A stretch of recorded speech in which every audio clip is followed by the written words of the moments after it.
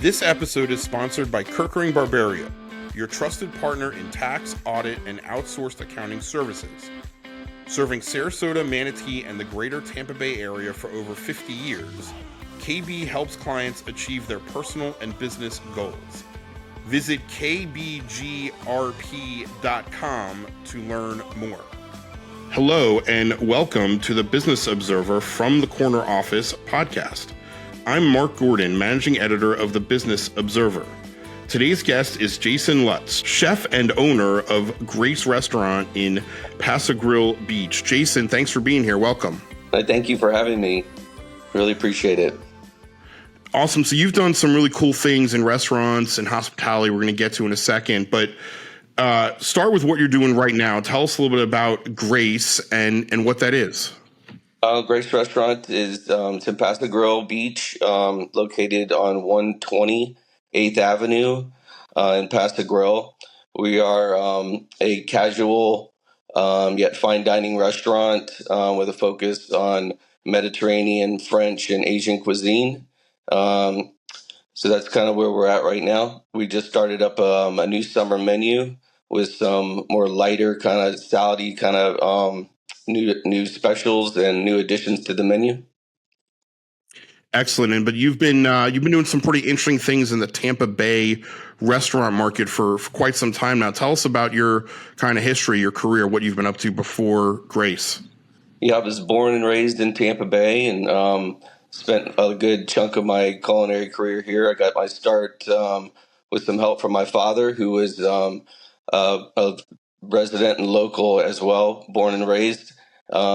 My first job I got with his help at Malio's. Malio's was a long-standing restaurant down on South Del Mabry in South Tampa, where I was the busboy for quite some time. And then from there, kind of worked in the service industry part of the restaurant business, and eventually I got my first cooking job at Jackson's Bistro, which is on Harbor Island, kind of when they first got started. A friend of mine had got me the job there, and I'd never cooked professionally. So he wanted to bring me in and make me, his kind of teach me everything about being a chef. And the third day he quit. So then I was the head saute cook, with no experience. So I dove in and gave it, great run for about 6-8 months. And the head chef kind of realized I didn't have any experience. He kept me around, put me in garde-manger, but I did a great job at saute in my eyes. I thought it was awesome. So that was well, that's the learning by fire cliche is very apropos there. So absolutely. You really did learn as you went. Yeah, right. That was a very busy restaurant too at the time. We were doing sushi, and we were doing all kinds of upscale stuff that I was never expecting to be learning and be a part of at that time in my life. So you did that, and Somalio's too. That's a famous Tampa restaurant. As I recall, I think that's Derek Jeter's favorite spot. I don't know if it still is today, but it was when he was in his heyday. Is it still his favorite spot? I don't know if he still goes there or not. I know the Sons took over. Back when I was there was all the older guys. Now they've handed it down to their sons, and they have a place in downtown Tampa now that's real nice. Yeah. All right, so you're learning these things. What did you learn? Obviously, you learned the chefs. I know you went to Culinary Institute of America, but what did you learn as far as running businesses when you saw all these, when you worked with all these experienced people? What were some of the things you learned? Well, learning business is about kind of being, part of a team, learning how to cook. First of all, I went to the Culinary Institute of America. I learned from some of the greatest chefs, on the planet. And learned kind of there. You meet so many of them in a short amount of time. You try to pick up as much as you can, off of each person, and just kind of learn your own kind of managing skill. Some people will lead kind of, with a kind of a little more forceful. I was always kind of trying to, coach people on the side and, kind of not make a spectacle out of people like a lot of chefs will do. So you weren't the yes chef kind of guy? You weren't that kind of leader? You got to be a yes chef guy. Everybody that's kind of just the lingo, Right. but yeah, that was a great part of my career, was kind of going through school and kind of getting, learning and picking up stuff from each chef as you go along. Yeah. What kind of characteristics do you look for in leaders now in your restaurants when you're trying to hire, front of the house, back of the house, people to be in leadership positions? What are some of those characteristics you look for? Good communicators, somebody that could handle a lot of pressure without, freaking out. Because once you get kind of too excited, then it kind of feeds off the rest of the staff, and everybody kind of thinks, oh, we don't know, what's going to happen next. So just someone who can maintain their composure throughout without starting to yell and scream and start throwing pans and all that kind of stuff, and somebody who could just kind of keep things in line, keep people, and be a good director and a good communicator. What's the best part for you? Running your own restaurant now, but you've done other things like this. What's the best part about being a leader? I always think back to inspiring people and bringing out the best in people is what really makes the whole job worthwhile. Could be someone who really never cooked or never like the person that I was when I first started at Jackson's. I didn't really know anything, and to like bring out the true potential that's inside of them is really what's most rewarding to me. I actually was in Indiana for a while at a restaurant, and I was working with a guy, and I was out at a fine dining steakhouse, several years later, and the chef comes up to me and he's like, "Oh my God, thank you so much. You're the one who inspired me to pursue this dream that he had to be a chef." And at the time, he was a line cook, just like I was, and he was an executive chef at a fine dining steakhouse. And he was just so appreciative. And to this day, I always think that's kind of one of those things that I work for and strive for in my career, is to inspire more people to be who they want to be and who they dream of being. Yeah, that's so what a great story. And it's like that thing where, sometimes you get a written note from a boss or somebody and you keep that note, right? That's for you. That's that moment that you Absolutely. remember all these years later. Absolutely. Yeah, that's very cool.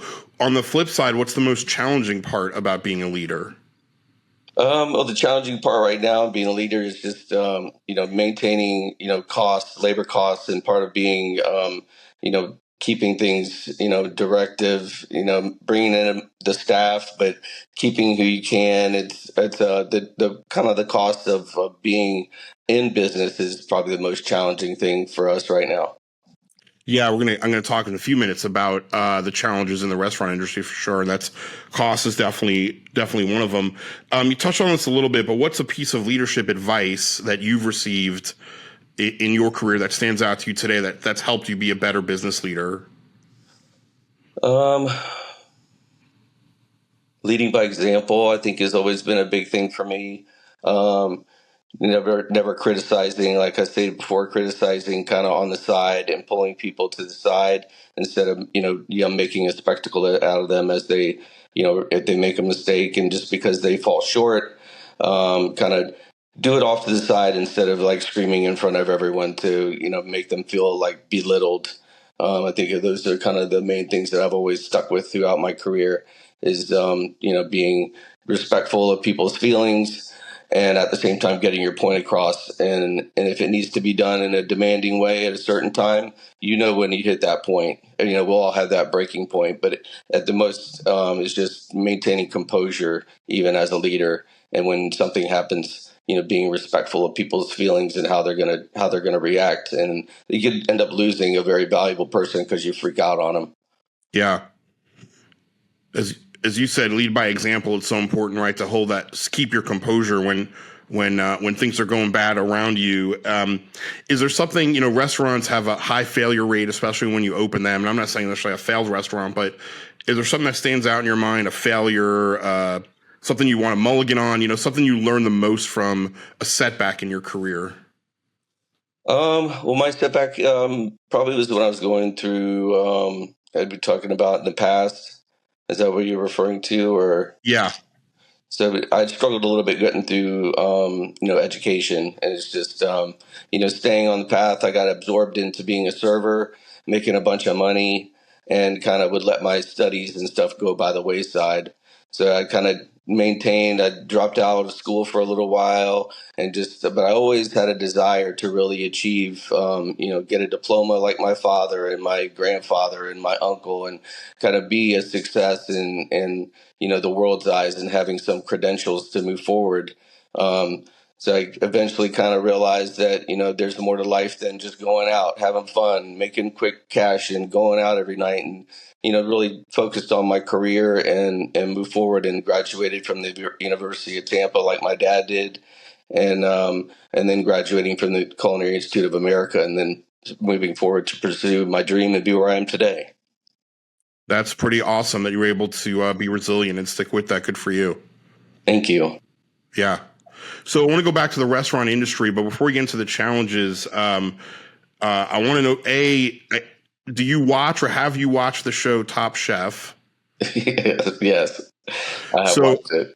I want to get your perspective on it. I think it's funny because my 16-year-old son has kind of gotten into Top Chef, and he's like a budding foodie, but he doesn't have any money, so that's like a problem for a foodie. But I watch it. I've seen the show and I've watched it. I just think it's just they're very into. It's a foodie show, so I'm wondering, is it real? Like, what parts of Top Chef do they get your industry right? Well, that was an interesting question. When I was first getting out of culinary school is when I really started watching Top Chef, and a lot of the, not a lot, but there were a few of the guys that were, one guy who was actually in my group was Spike Mendelsohn. Another guy that I met within the time I was there was Marcel. I think I forget what his last name, but I was kind of seeing all these guys become famous, right in front of my eyes, like faster than I was. And I was just with them in school. So I was like, Right. what am I doing wrong? But they decided to go for it in that direction, and it works for some people. There is some reality to it. It's going to show you what it's going to take to be very creative, and the demands of being in a fine dining restaurant. And being creative is extremely hard, to constantly be coming up with new stuff and you never know if people are really going to like it or not. So it gives you some, when you go on a show like that and people are giving you those, great remarks, or horrible, you get canned and kicked off. It kind of gives you some feeling that you're doing the right thing or you're doing it all wrong. You need to, to refigure out your scenario. But even just to have the courage to go on those, I think is a huge step, and get in front of the world and show them, this is what I do, and then see if people take at it. I was thinking about doing some kind of competitions here lately, but I've got to stay focused on where I'm at the time. Yeah, it's a good point, right? You're trying to be creative, and you're making these things, and then you're being judged by 8 or 10 or 12 people in front of you, plus the TV audience. Kind of like, imagine, newspaper people don't do that. We don't write stories and then give them to 12 people to read and say, judge our story on taste and creativity. Right. So, all right, interesting. So you've met some of the, obviously you've worked with some of the people on there. So going to the restaurant industry, you mentioned costs and challenges. How do you address those? Everything seems to be going up in terms of food costs. Is it simply a matter of your costs go up, you raise menu prices, or are there other ways that you sort of navigate and mitigate these cost increases? It's extremely challenging, the constant fluctuations of pricing, especially right now. Scallops are at all-time high. All the and then making it seem like you have a value, and not doing small plates, but trying to figure out how to make the plate look good, how to make the plate look gourmet, but not go over the top with extra stuff or too expensive products, or not utilizing the product that you're bringing in enough areas to where it gets utilized. Sometimes you could say, oh, I want this for this one dish, and then if it's not cross utilized in another direction, it's getting spoiled or it's going bad. So being able to spread it out to where, like, oh, it doesn't look like you have one thing, the same thing on every item, but kind of spread it out enough to where it gets used up, but it's also not like overdone to where it's, he puts the same thing on everything. Because everybody's going to criticize. Everybody, picks everything apart. Just got to stay positive and know that you can't please everybody. Right. A challenge in an industry where people are looking always to Yelp or some other review site to, they're only going to write the review if it's really, really bad or it's really, really good. Right. So it's something that has to be on your mind. Yeah, I've got nothing bad to say about any of them. Right. Yes. Right. Right. Yeah, absolutely. There's another thing that's come up in your industry, and we've had people on the From the Corner Office podcast, restaurant owners talk about this, is this sort of shift in mindset about tipping, and maybe you pay full salary, and that, Danny Meyer famously tried that with some of his New York restaurants. And what's sort of your position on how wages will move forward? What's the trend lines you see there? So if you're talking about tipping, like how a guest tips an employee, is that what you were referring Yeah, to? or making a situation where you're taking away the idea of tipping, but you're paying your waiters and servers more. In a full service restaurant that's kind of more upscale, I think the client is kind of expecting to pay a tip. They're and the employee is expecting it. Kind of where the cost of a tipped employee, the wage is going up about $1 every year, I believe, or so. So it's gone from, well, when I was a waiter, it was like two and change, 2.98 and change, and then we get tips on top. Now it's gone up to 8.98. So that's how and it's supposed to go up along with minimum wage over the next couple of years. So they keep adding on to it. So the server industry in a fine dining establishment is a career move for many. Yeah. They do well. So as far as you may lose a lot of really great qualified servers if you start pulling out their tips. Although it does seem sometimes they get a little more than the rest of the group. Yeah. Pooling I know is popular in some restaurants, and I know the quick service industry is really not expected. A lot of people don't really tip, but now they show you the little pad, and it's always got the 10%. One Yes. dollar. They'll try to. That's how they kind of imply. Would you like to give us an extra dollar? So yeah, it's a tough kind of environment for sure. It is sort of that ongoing conversation.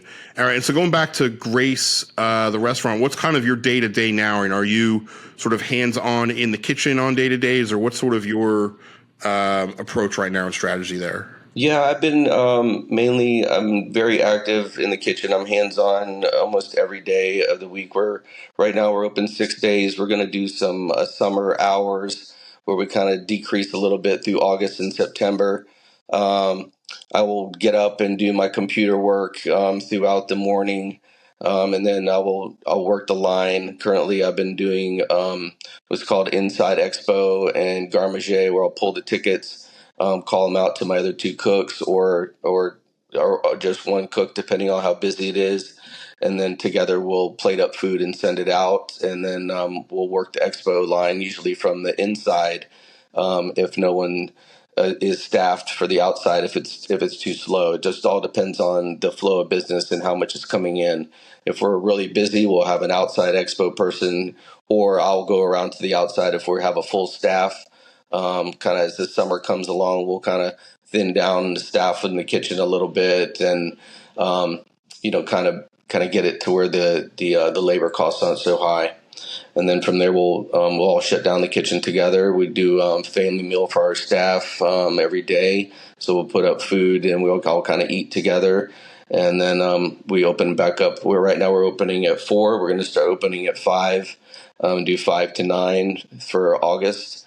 And then in September, we're going to do close Sunday, Monday, and Tuesday. So we'll just do Wednesday through Sunday or through Saturday to try to bring all the guests into like a 4-day block to get ready for hurricane season. Usually we lose a good percentage, not only of revenue, but we lose a lot of people that don't want to come out to the beach. Yeah. Excellent. All right, Jason, before we let you go, I got 3 rapid fire questions for you.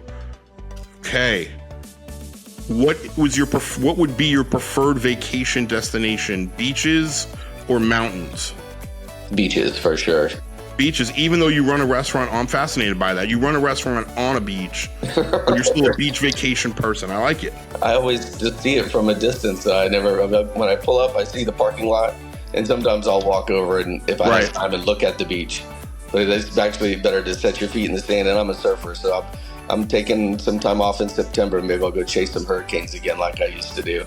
Have you really? You've done that before, surfing, and that's the best time? I mean, I've never surfed, but I hear that's the best time to do it, right? Oh yeah, you just got to be careful. You got to get on the right side of the storm. If you get on the wrong side of the storm, you're in trouble. So you got to stay south. Yes. Awesome. Okay, who are two people? Somebody runs a restaurant, but who are two people that, dead or alive, that you would love to have dinner with? Well, probably one of my old mentors was Asian chef Danny Lee from the CIA. He was a true inspiration and a true friend. He was someone who taught me how to have fun in cooking and taught me all kinds of Asian food. And he was truly an inspiration. He ended up passing away of lymphoma cancer just after I left the CIA. And who would be the second person? Let's see. Probably one of my other old mentors, Steve Oakley. I haven't seen him in many years. He taught me the values of working as a team, and he was our leader, but he would be back there scrubbing and working the line with us every day, and that's who I try to be, something like that. Yeah. Awesome. Last question. What is your favorite thing to make for dessert? Well, currently our favorite dessert right now is the key lime pie. I also I love doing our hazelnut chocolate cake, which is it's a little complicated, but once you put it all together, it's a dark chocolate with hazelnut. It's got a cookie crust. Right now we're using my grandma Rose's cookie recipe. It's a walnut and chocolate chip cookie that we're putting with that with some Italian meringue. So yeah, I've gotten into, did some pastry chef. I was a pastry chef for a couple of years at Steve Oakley's restaurant in Indianapolis. So we're constantly coming up with new desserts and fun stuff for people to end their day with and the night with. That's awesome. I totally think, Jason, you could push that Tom guy out of Top Chef. You could totally do that show. Talking about the desserts, getting me hungry right now. Right. Me too. Awesome. Jason Lutzk, owner of Grace Restaurant in Pass-a-Grille Beach. Thank you for joining us on the From the Corner Office podcast. Thank you for having me. Thank you for listening to the Business Observer From the Corner Office podcast. I'm your host, Mark Gordon. This podcast was produced by Reed Corley of the Corley Company in Sarasota. To hear more episodes of From the Corner Office podcast, go to businessobserverfl.com.